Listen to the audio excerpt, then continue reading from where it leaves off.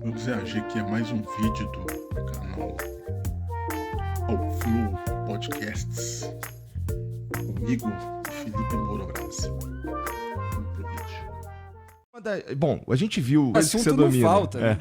Assunto não falta, exatamente. E ainda mais com o nosso querido Trump aí, dando cada vez mais assunto pra gente e a gente, inclusive, a gente pensar nas repercussões do que acontece aqui esse ano, eleições no Brasil, Trump querendo mandar em América inteira, não sei o que vai acontecer, não sei o que você tá pensando, quero descobrir. Você que tá assistindo esse episódio, você pode mandar uma mensagem pra gente aqui, tem o QR Code aqui com o link pro Live Pix, aí você pode mandar uma mensagem pra gente aí, escolhe uma vozinha e a gente escuta aqui no final, o Janzão vai escolher as 5 melhores aí, tem o link na descrição também, tá bom? Então fica à vontade. Felipe, cara, Bom, a gente viu tudo isso que aconteceu aí, o Trump entrou na Venezuela e capturou o Maduro na mão grande, rapidinho, todo mundo ficou de bobeira, porque foi rapidinho. E, bom, a gente já falou um monte do que acontece, quais são o que pode acontecer no cenário internacional, geopolítica, não sei o quê, mas se a gente for pensar em Brasil, cara, a gente tem alguma coisa para temer, para começar? Eu e você certamente não, mas o Lula tem, né? Tanto que ele reage de uma maneira crítica, por mais que haja especulações sobre o quanto que ele estava envolvido, já que houve toda aquela negociação entre o governo brasileiro e o governo americano, em razão da lei Magnitsky imposta contra o Alexandre de Moraes, e aí o Lula poderia ter algo para oferecer para o Trump em relação à Venezuela, o Joesley Batista, que virou uma espécie de ministro das Relações Exteriores do Brasil, envolvido, porque tem negócios na Venezuela, então foi lá antes para oferecer do Maduro renunciar e ficar na Turquia, mas acabou não aceitando. Então, assim, por mais que tenha especulações, sempre há o medo de lideranças eventualmente autoritárias ou com esqueletos no armário e com problemas com os Estados Unidos históricos, de serem alvos de uma operação parecida, ou pelo menos de terem os seus aliados como alvos, e aí se tornam porta-voz também. Então existe esse receio, né, por parte de muitas lideranças latino-americanas de que os Estados Unidos fiquem com poder demais e acabe atrapalhando o poder deles, né? E é óbvio que a gente não pode, por mais que a gente seja diferente dessas figuras, não seja presidente da República, não tenha um histórico de relações com regimes ditatoriais, etc., não dá para passar uma carta branca total para qualquer político que assuma a presidência dos Estados Unidos, seja republicano, seja democrata, em qualquer circunstância. Mas a remoção, a retirada, a prisão de ditadores que violam diariamente direitos humanos, etc., eventualmente ela é positiva em si, porque aquela pessoa cometeu barbaridades e ela merece ser presa, merece ser julgada.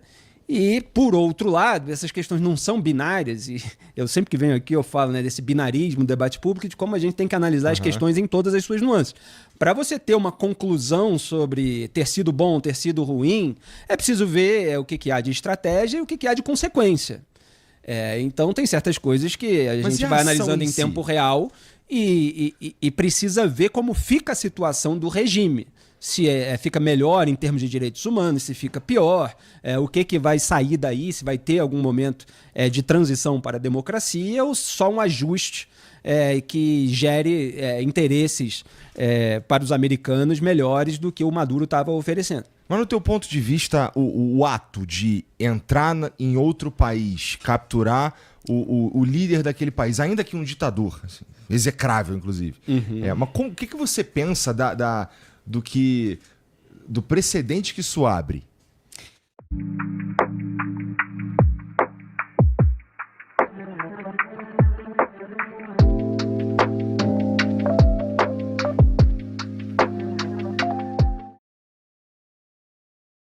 Pois mas é que não dá para analisar a questão sem levar em conta de que é um ditador, de que é uma pessoa envolvida com diversos crimes, com assassinatos, com tráfico de drogas, com muita barbaridade que aconteceu na Venezuela ao longo dos últimos 27 anos, com a cumplicidade de praticamente toda a esquerda latino-americana, salvo algumas raríssimas exceções. Talvez o Boric, talvez um ou outro político ou alguém que virou comentarista, que participou no Brasil da luta armada, mas em geral a cumplicidade é muito grande porque o Lula sempre foi cúmplice, o Lula sempre apoiou a ditadura venezuelana, ele ajudou a erguer, ajudou a manter, ajudou a financiar com o dinheiro dos brasileiros pelo BNDES. Então, óbvio que eu falei, fica um receio porque você não quer que qualquer país, os Estados Unidos hoje é uma potência, mas vamos dizer que amanhã um país tem uma estrutura para fazer algo parecido, ele possa remover qualquer liderança que lhe desagrade, sendo eventualmente uma liderança democrática. Mas não é o caso do Maduro. Então, voltando, qual é exatamente o ponto da sua questão, então, só para lembrar? Justamente o fato, se não abre um precedente perigoso. Bom, então, mas eu tô entendendo que assim, isso é uma ação contra um ditador. Se ele fizesse algo parecido com uma democracia, aí já são outros 500. Claro, aí já são outros 500, não, exatamente.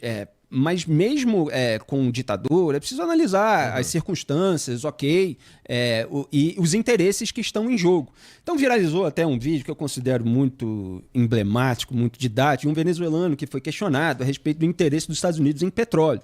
E óbvio que a gente não pode achar que os Estados Unidos está inteiramente interessado em questões de direitos humanos, democráticos, etc., que é uma intervenção puritana.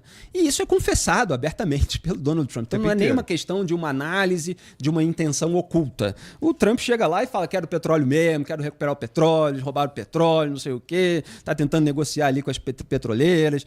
Muitas estão mostrando que é um cenário de insegurança, apesar de tudo, ele está tendo de dificuldades.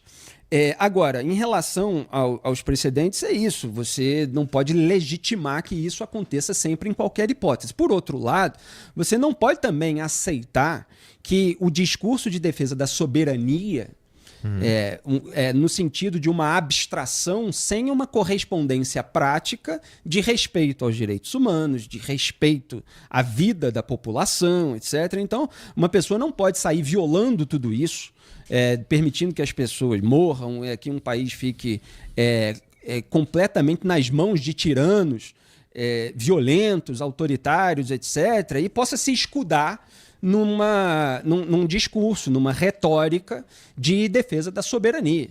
Então existe muita hipocrisia para tratar dessa questão, porque a autodeterminação dos povos, que é uma dessas expressões que o Lula muitas vezes usa quando é confrontado com qualquer problema das ditaduras amigas dele, não existia na Venezuela e continua não existindo na Venezuela. O povo não tem direito a determinar o seu destino quando você tem um ditador que impõe todas as suas vontades, desrespeitando todos os procedimentos democráticos, inclusive a questão eleitoral, como aconteceu nesse último ano, com a fraude eleitoral tão escancarada que nem o governo Lula conseguiu legitimar completamente. Aí a gente vê nas redes sociais, né, os petistas, e quando a gente traz todo o histórico de cumplicidade do Lula com o regime chavista, eles ficam incomodados, né, para dizer que não, mas o Lula não aceitou o resultado da eleição. Bom, entre você não ser totalmente cúmplice do Maduro no seu golpe mais escancarado e você realmente expor o que ele fez, vai uma distância imensa. Né? O que aconteceu foi que a repercussão negativa foi tão grande, foram tantos países condenando aquela fraude, que o Lula ficou ali um pouquinho para o lado de quem legitima completamente. Então ele falou, não, peraí, vamos trazer as evidências, é preciso trazer as atas. Aí a oposição trouxe as atas. Mostrou as atas, mostrou que o Edmundo Gonçalves, que era o concorrente do Nicolás Maduro, tinha vencido a eleição e que mesmo assim o Maduro se manteve no poder e de uma maneira roubada, né? E aí o Lula continuou dizendo, não, mas ninguém mostrou, mas a oposição mostrou. Aí ele finge que não mostrou. E ele chegou a propor, e foi criticado pela Maria Corina Machado, agora Prêmio Nobel da Paz, que fosse feita uma nova eleição. E a Corina muito bem disse em resposta que então vai ser uma nova eleição até ele ganhar, ou então até a fraude não ser tão escancarada assim, quer dizer, vamos disfarçar melhor e tal, aí não tem tanta repercussão negativa, aí o governo Lula pode fazer o que sempre fez nas outras oportunidades, que é legitimar, se manter aliado, principalmente ali com aquela figura do Celso Amorim, que é o chanceler informal do governo Lula. Então, existe muita hipocrisia sobre esses assuntos. E esse lance... Dê seu like, compartilhe, se inscreve no canal. Até o próximo vídeo.